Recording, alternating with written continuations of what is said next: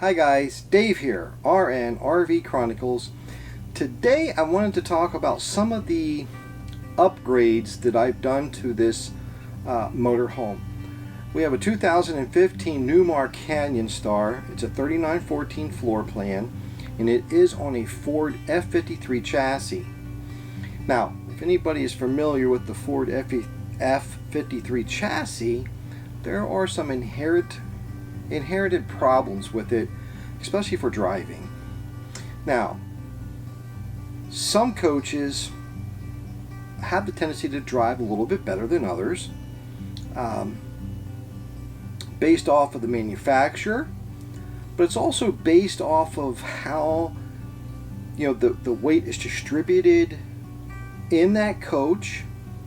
It's also based off of the wheelbase. It's based off of the size tires, the tire inflation. I mean, there's a lot of stuff that comes in play with how well a coach can drive.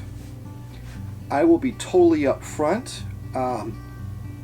This Newmar drives semi-okay when it was empty. When we first purchased it, I remember going down the road, and it was in Maryland, and we're heading back home after we purchased it, and I thought to myself, and I drove truck, for how many years with Cisco Foods and other places, and when I was driving this thing down the road, I am like, wow, this is really it's bad.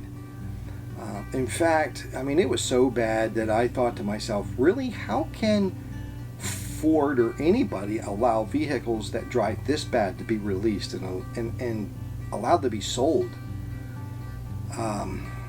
Is beyond me.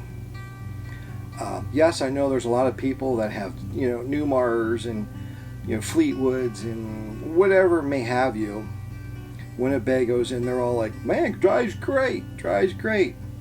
I applaud you. Great. I'm glad that your vehicle drives great. I guarantee you can make it drive better. And if you would want to do a little bit of something to it, I guarantee you can make it drive even better than what it is. But if it's fine for you, that's fine. Great. Mine is not. Especially after I hook up the tandem tow with our car and motorcycle. It all of a sudden really gets dramatic with, I guess they call it like a tail wag or whipping the tail of a dog, whatever. It's just like really bad. And I did, since we bought it new, I put on a Blue Ox True Center, and that has helped a lot, but not enough. I've also done something called a cheap handling fix, which I found on RV forums. And that's when you take the tie rod, there's actually, or not tie rod, I'm sorry, the sway bar and the connecting links, there's actually two places where it can be connected. And Ford has it from factory in the lightest setting, and you can change it back to a stiffer setting, which helps with the sway back and forth, with the vehicle swaying back and forth. And it has helped. And I've only done that in the front. I'm going to be doing that in the rear, but I've been reading up on these SumoSprings. So I ordered them last week. They came in earlier this week, and I already did install the front, and I'm going to show you some pictures here as I talk and share with you. It's a very easy install, and you can see that my rig is actually up pretty high right now. So they're separated, and it is in a two-piece. You can see the gap, which my finger will point out here in a second. You can see the gap with the two pieces. Now, and then this over here is the driver's side, and then I'll also go back over then to the passenger side. Now with that, all you need to do is this bracket up. So as you see right here, that is where the yellow bumper stop was attached. That's where you will disconnect or remove the bumper stop, keep the bolt, and use the same bolt, and you put this bracket and attach it to where that bumper stop was, and then that top piece of the Sumo spring bolts onto that bracket. It's very simple, very easy. Just comes right off, and you just bolt that right back on. And then the lower one actually bolts down around the spring itself. There's two little clamps that grab a hold of the knuckle there where the spring goes through, and it just pulls, clamps right onto that and tightens right up, and boom, there you are, you're done.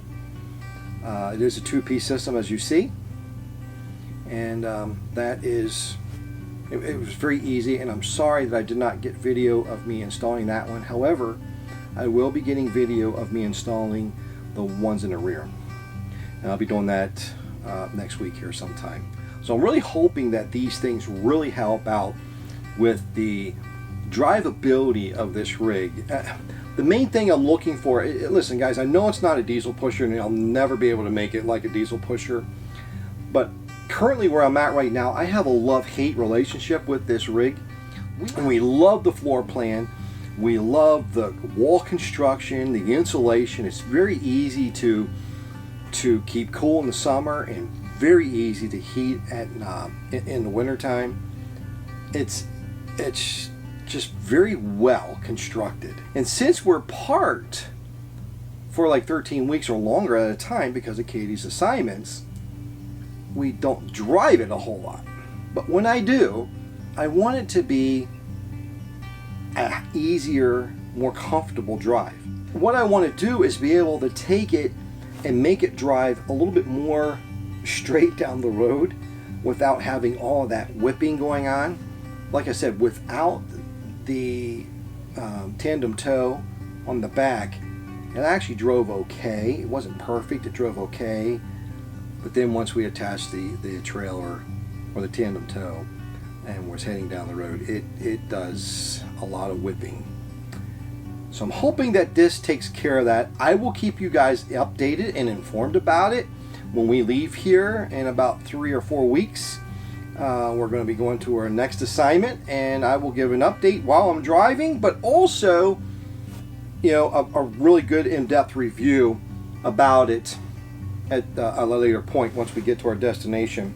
But keep in tune for next week, because I am going to go ahead and show the install of the rear SumoSprings and what's all in detail. Right now I had to wait to get a torque multiplier in order to be able to take the wheels off in the back, the lug nuts, and take the wheels off. Yes, I'm doing this all myself.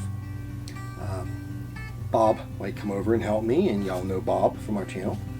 So he might come over and give me a hand. But the other thing I wanted to talk about is the Blue Walks, and I'll show you that here real quick, the Blue Walks True Center.